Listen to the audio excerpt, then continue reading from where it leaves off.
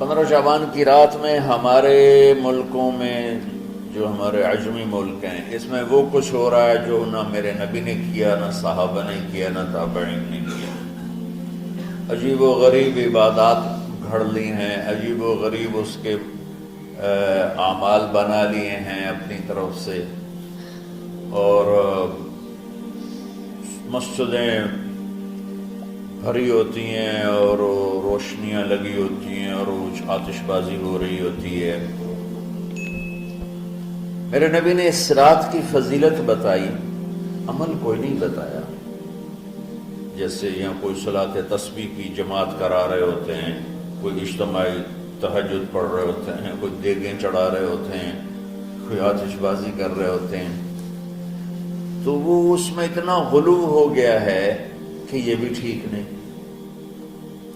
اور کچھ علماء نے اس کے رد میں اس کا اتنا انکار کیا ہے کہ اس رات کی کوئی فضیلت ہے ہی نہیں، یہ بھی ٹھیک نہیں۔ اس بیچ کا راستہ، اس رات کی فضیلت میں جتنی احادیث ہیں وہ ضعیف ہیں، لیکن اتنی کثرت سے ہیں کہ ان سب کا مل کر جمع ہو کر کم از کم وہ حسن لغیر ہی تک تو پہنچ جاتی ہیں۔ اور ابن عثیمین رحمۃ اللہ علیہ نے بھی یہ لکھا ہے کہ زیادہ سے زیادہ ان احادیث کے مجموعے سے، چونکہ اگرچہ ضعیف ہیں لیکن کافی زیادہ ہیں، تو وہ حسن لغیر ہی تک پہنچ جاتی ہے۔ تو حسن لغیر ہی سے کوئی عمل ثابت نہیں ہوتا، عمل ثابت ہوتا ہے صحیح حدیث کے سے۔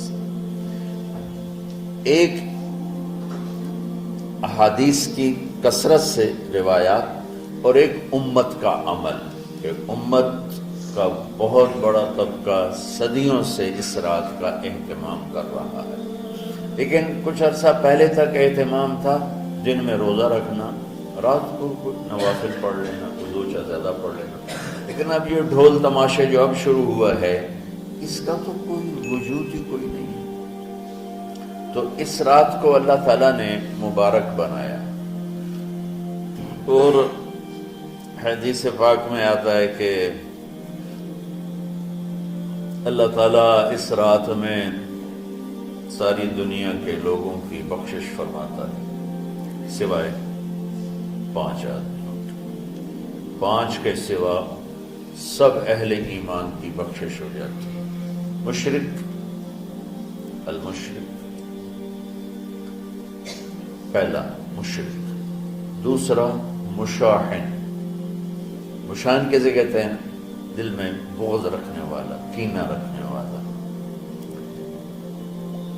تیسرا مسبل ازارہ، اپنے پاجامے شلوار چادر کو ٹخنوں سے نیچے تک لے جانے والا، لیکن ایک شرط کے ساتھ کہ وہ تکبر کی وجہ سے، سستی کی وجہ سے ہے، غفلت کی وجہ سے ہے۔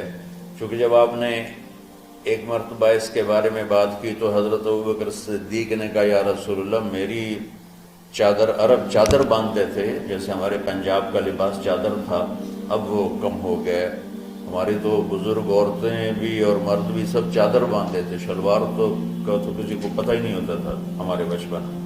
یہ تو پھر آہستہ آہستہ جب تعلیم آئی تو شلوار دیہاتوں میں بھی اور شہروں میں عام ہو گئی۔ تو اگر وہ اس لیے لٹکا رہا ہے کہ طبیعت میں تکبر ہے، پھر اس وعید کا وہ حقدار ہے۔ اگر ویسے اس کی نیچے جا رہی ہے تو میرا مالک ایسا، وہ تو ہے ہی رحیم و کریم، ہے ہی رحیم و کریم، ہے ہی رحیم و کریم، صرف شلوار نیچے لٹکانے سے وہ اتنی شدید سزا دے۔ اگر اس کے پیچھے تکبر ہے، پھر ہے، یہ تکبر نہیں ہے تو انشاءاللہ وہ اس سے محفوظ ہو۔ تو اپنی چادر کو لٹکانے والا، لیکن بشرط تکبر۔ کتنے ہو گئے؟ عاق لوالدیہ، ماں باپ کا نافرمان، نافرمان ایسا کہ دکھ دینے والا. چھوٹی موٹی اونچ نیچ تو ہر بچے سے ہو جاتی، نہیں، جن نے والدین کو ٹکڑے ٹکڑے کر دیا اور ان کو دکھ دے دے دے دے کے ان کا سینہ چیر دیا ہو.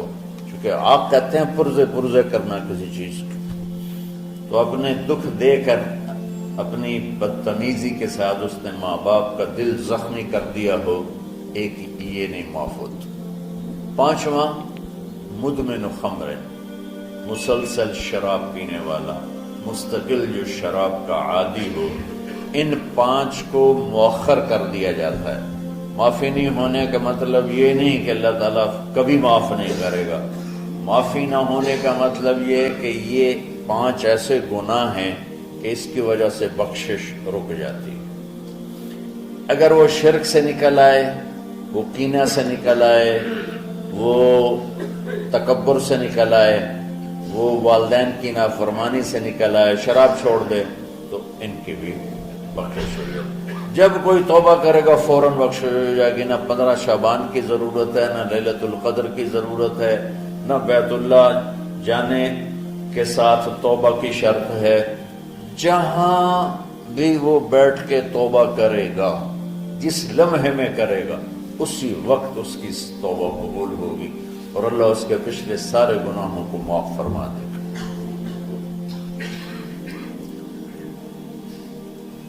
دن کا روزہ، رات کا قیام، زیادہ قیام سے مراد نوافل ہیں. کوئی گھر میں پڑھ لے، کوئی مسجد میں پڑھ لے.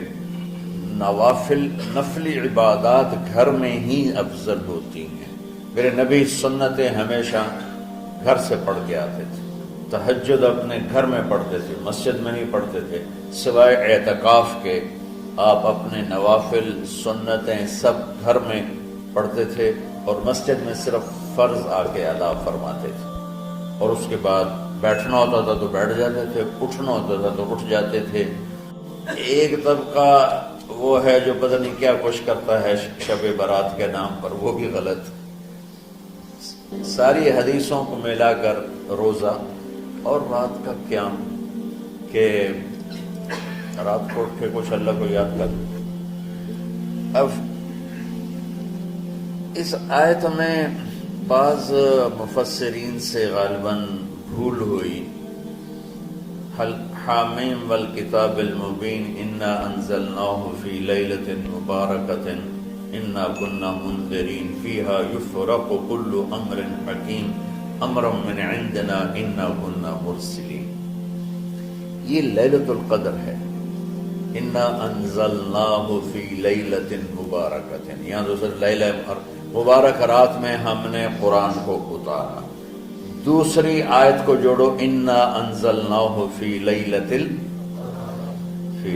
القدر، ہم نے قرآن کو لیلۃ القدر میں اتارا.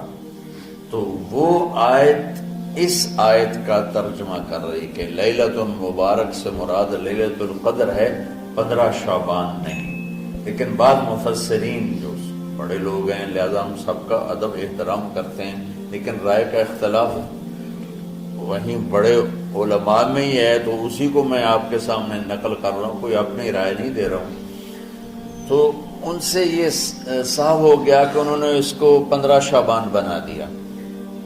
یہ 15 شعبان کی رات نہیں ہے، یہ لیلۃ القدر ہے کہ جس میں وہ پورے سال کے احکام اعلان کر دیے جاتے ہیں. وہ شب قدر ہے، اس میں بھی معافی ہوتی ہے، اس میں بھی معافی ہوتی ہے.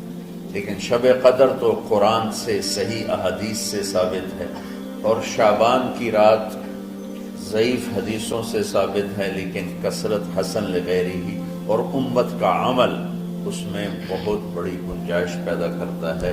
تو جو بچہ روزہ رکھنا چاہے ضرور رکھے، جو رات کو اٹھنا چاہے ضرور اٹھے، لیکن وہ اتنا نہ اٹھے کہ صبح سبق میں سویا پڑا ہو. تو ایسی عبادت نہیں چاہیے کہ آپ اپنے طلب علم جو فرض ہے اس میں آپ سوئے پڑے ہوں تو تمہارے خوراٹوں سے سبق بھی متاثر ہو رہا ہو. تو اعتدال بچوں، ہر چیز میں اعتدال. تو اس میں یہ جو 5 ہیں، ایک مشرک ایک مشاہن کون ہے؟ جو دل میں کینہ بغض رکھتا۔ اب میں کہاں سے آنسو لاؤں اس بات پر رونے کے لیے کہ ایک تو دنیا داروں کا بغض کینہ ہے آپس کی لڑائیوں سے، لیکن یہ جو دیندار ایک دوسرے سے بغض، اس قدر بغض رکھتے ہیں کہ کافر بنائے بیٹھے ہیں، ایک دوسرے کو سلام کا جواب نہیں دیتے، جنازے میں نہیں شریک ہوتے۔ اس کا جرم واپس جاتا ہے تاجروں کو نہیں، حکمرانوں کو نہیں، خطیبوں کو، نادان، ہر خطیب نہیں، نادان خطیبوں کو، جو ہر مکتبہ فکر میں موجود ہیں، جو اس شدت کے ساتھ اوروں کی نفی کرتے ہیں اور اپنے آپ کو صحیح کہتے ہیں کہ جیسے باقی سب جہنمی ہیں، سب کافر ہیں اور صرف ہم ہی صحیح ہیں اور ہم ہی جنت میں جائیں گے اور کوئی جنت میں نہیں جائے گا۔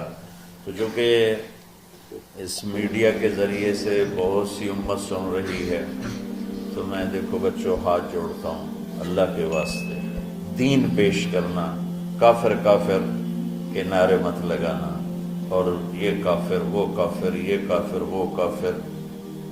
اللہ بڑا کریم